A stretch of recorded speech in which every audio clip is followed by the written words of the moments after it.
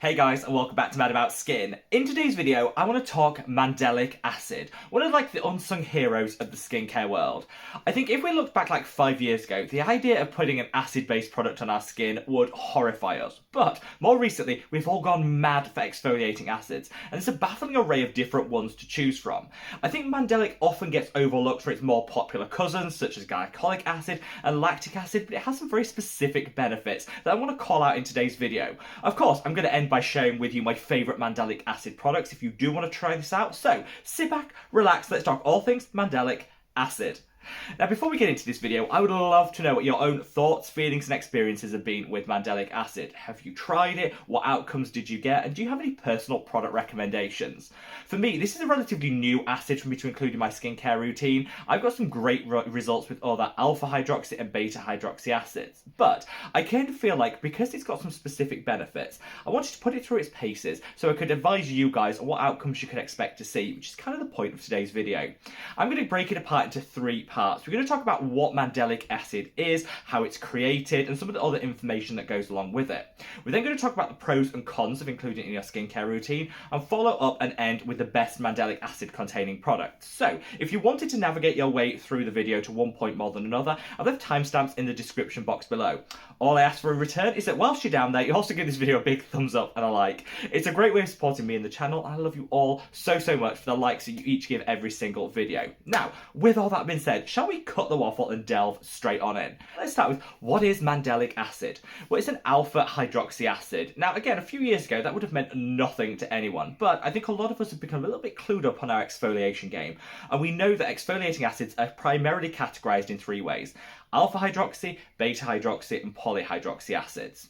The alpha hydroxy acids, I would say, are the most common ones that you'll find in skincare products, and Mandelic Acid forms part of this group. They all vary in different molecule sizes, and Mandelic Acid has a relatively large molecular size, which means that it doesn't penetrate quite as deeply into the skin or as quickly. This is great because it means less irritation, redness and sensitivity when you first apply it to the skin, meaning Mandelic could be a great go-to for anyone with a sensitive skin type. Beyond just that, Mandelic Acid has some different components within it that can make it great for fighting acne, and I'm going to come on to that later on in the video. Mandelic Acid is actually formed and derived from bitter almonds. Now, for those of you that might have an almond allergy, particularly a severe one, you might want to take note of that. Most people, it won't make any difference because Mandelic Acid is actually hyper refined, and the way that they extract it means that a lot of the issues that could come from an allergy to the original almond aren't present. But I would always say, if that applies to you, do your research, your background, and just make sure that you're covered before you reach for Mandelic Acid specifically. I've got some wonderful results from it. In terms of how I used it on my skin, I used it in place of some of the other exfoliating acids on a like-for-like exchange. I definitely know that it was quite robust in terms of tackling hyperpigmentation and discoloration that I had in the skin, and I think over a period of a couple of months of using it, I did notice that the acne that I had present in the skin was diminished slightly. I don't think it was game-changing, and I'm using a lot of other actives to tackle my adult acne, but I definitely think it gave some marginal benefits, which is always nice to see. So now let's come on to the benefits and the drawbacks of Mandelic Acid. I want to start with the positives first, so let's talk about those benefits. First up, anti-aging. I love a good Mandelic Acid hit in an anti-aging skincare routine because as an exfoliator, it'll speed up cellular turnover. As we age, the rate of cell turnover actually slows down, which means we grab on and hold on to those old and dead skin cells a little bit longer than we need to. This is what often triggers the dullness to our complexion, that lack of vibrancy and radiance.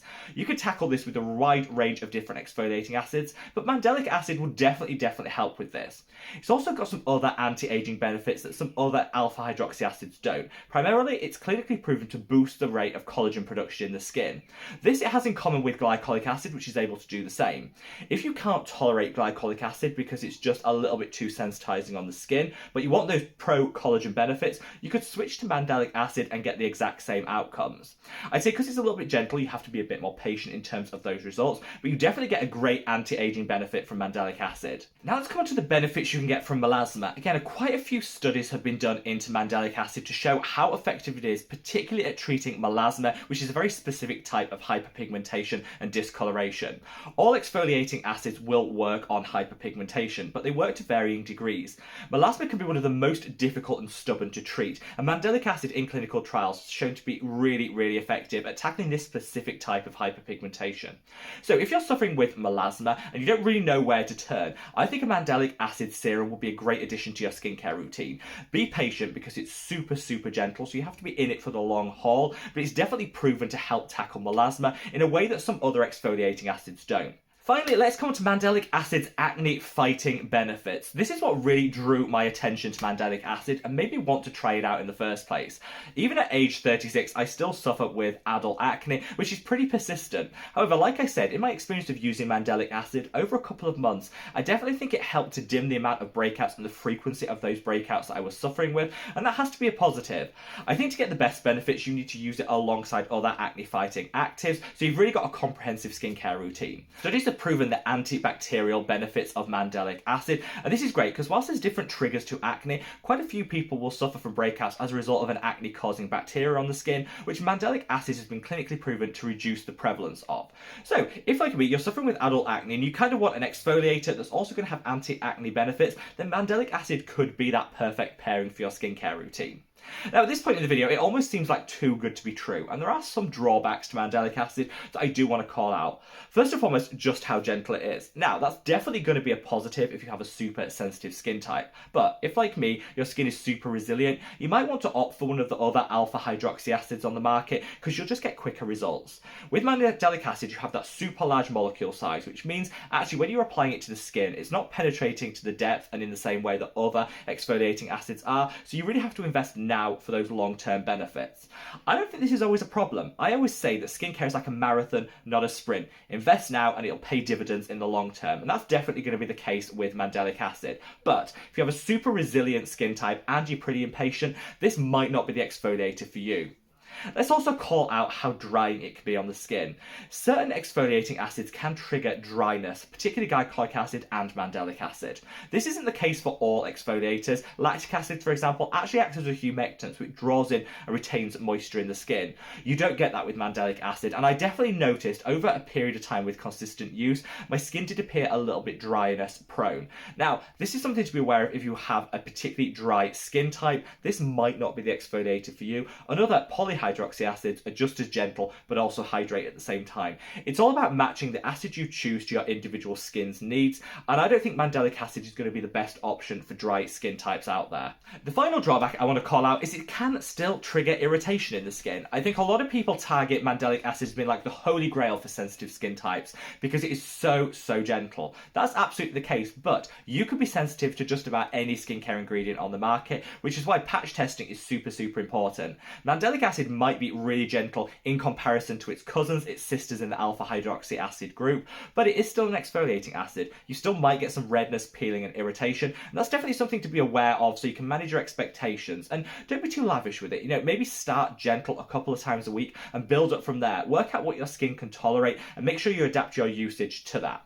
Now, we've reached the point in the video that, let's be honest, is what you're all here for, which is my mandelic acid recommendations, the products that I think will deliver the very best outcomes for your skin. Let's start with this, The Ordinary Mandelic Acid 10%. Love this. This was like the first one I went to, and I decided I want to give mandelic acid a try. I put one of these on order, and I was really impressed. The price point is what drew me in, because like everything The Ordinary, it's super affordable, and because mandelic acid is relatively inexpensive to formulate with, you can get some great drugstore options. I really like this, super gentle, it goes onto the skin, and because it's got some hydrators within it, it doesn't strip and dry like some other mandelic acids did, which I think is really good, particularly when you consider that price point. It glides onto the skin, it layers well so you can use other products on top of it without it balling up, pilling and peeling, and I just think it's an all-round great start to mandelic acid. It's a little bit no frills, you get the mandelic acid hit, a few hydrators and nothing more to it, but honestly, if you just want to try your mandelic acid out, this I think will work really well. One thing I will call out is it's quite a liquid, a watery texture to it, so if you want to use mandelic in a targeted way, say on particular areas of melasma, this could be a little bit tricky, and I will go on to some products that have a more gel-like consistency that might suit that best. As an all-over treatment, I think it's hard to beat The Ordinary. Now let's move on to one of those gel-like formulations, and it's this, the Mandelic Acid treatment by the Inculist. Now, this has its lovers and its detractors, and I wanted to put it through its paces to see what my thoughts were. Honestly, I loved it. So this comes in a gel-cream hybrid formulation, which honestly I think works better if you're doing targeted pinpoint exfoliation work. This is how I ultimately wanted to use my Mandelic Acid on those areas of stubborn hyperpigmentation, and this just easier to target. A couple of people have called out that this actually doesn't have a particularly low pH. To be effective as an exfoliator, Mandelic Acid has to be in a pH of around 3.5 to 4. This is in a higher pH than that, which means you're not going to be getting that robust exfoliation that you might get from other Mandelic acids, but that pH isn't going to impact the way it works on melasma, hyperpigmentation, and acne-causing bacteria. So, if you want to use Mandelic Acid for all its benefits, but not particular exfoliation, this is probably the one that I'd go for. Super inexpensive, and I absolutely adored it. Now finally, if you don't mind paying just a little bit more, but to kind of get the universal benefits of Mandelic Acid, you can reach for the Face Theory Mandela Bright Serum. This has the right pH of a 3.5 to give a robust exfoliation. You're getting all the anti-acne, anti-melasma benefits of Mandelic Acid, and they've also put a 2% concentration of niacinamide in here too. I love that because at a 2% concentration, niacinamide is actually quite calming and therapeutic on the skin, meaning it'll offset any risk of irritation with that Mandelic Acid and also give a little brightness and glow up to the complexion at the same time. This is a beautifully affordable and well-formulated product, and whilst it's a little bit more expensive than the Ordinary or the Inculist, I think you're definitely getting more for paying that little bit more, and this is the one I probably will keep in my skincare routine when I want to reach for that Mandelic Acid hit. So, there you have it guys, a rundown of Mandelic Acid, the pros, the cons, my favourite products that contain this ingredient. What are your thoughts and feelings? Sound off in the comment section below. I've definitely been a convert to Mandelic Acid. When I first heard about it, people kept saying super gentle, and I thought, you know what, that's not applicable to my skin type that's relatively resilient. I'll get quicker results with other exfoliators. You absolutely will, but never neglect the other additional benefits from Mandelic Acid, such as its ability to suppress acne-causing bacteria and tackle melasma in a way that some other AHA acids can't. So just bear that in mind, and honestly, I think this could be a great addition to your skincare routine if it suits the outcomes that you want and your individual skin type. So wherever you are in the world guys, stay safe, stay well, and love your skin. Take care. Bye.